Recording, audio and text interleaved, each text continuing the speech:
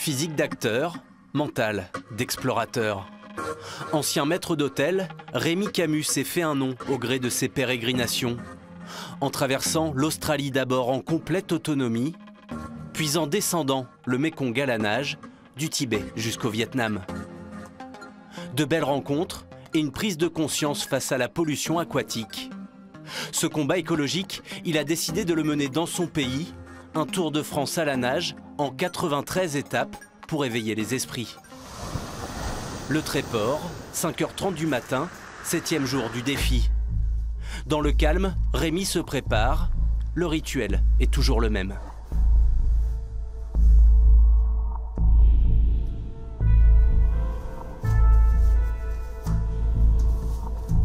On est en train de regarder en fait l'état de la mer, le sens du courant exactement, s'il y a de la houle. Donc on voit qu'il y a quand même pas mal de houle pour le moment qui se lève tout doucement et donc elle casse assez près du bord, donc il va falloir qu'on nage entre 150 et 200 mètres.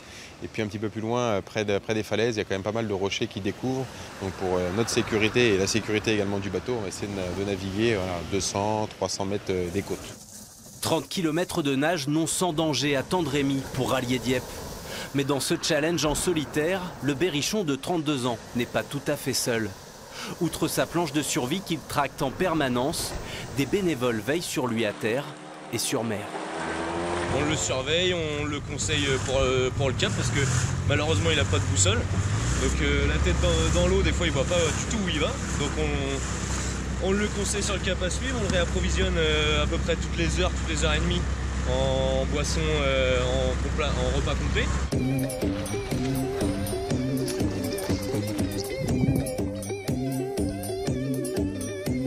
Il y a deux choses qui sont à prendre en compte, c'est la nage, donc c'est un effort physique pour nager, et également l'énergie que je dois emmagasiner pour pouvoir garder mon corps à bonne température, et ça c'est encore une énergie supplémentaire à fournir, et ça devient très compliqué à ce moment-là. Donc on est autour de entre 6 à 7500 calories par jour. Pour cela, il boit 5 à 6 fois par jour des substituts de repas liquides facilement assimilables par le corps. Un régime indispensable pour tenir le rythme pendant des étapes qui durent parfois 10 heures. J'essaye d'aller pas trop vite, pas trop lentement. Je suis à peu près à 3,5 km/h. C'est pas trop mal en tractant une planche derrière moi. Donc j'essaye de temporiser mes mouvements en tout cas pour pouvoir être sûr de ne pas me faire mal et de ne pas souffrir sur la durée. Lentement, mais sûrement, Rémi avance en eau trouble. Pas de quoi effrayer notre aventurier, même quand les rencontres sont surprenantes. Hier, j'ai cru toucher une épave. Et en fait, c'était le phoque qui était venu, qui a tapé plusieurs fois dans mes jambes et qui a essayé de manger mes palmes.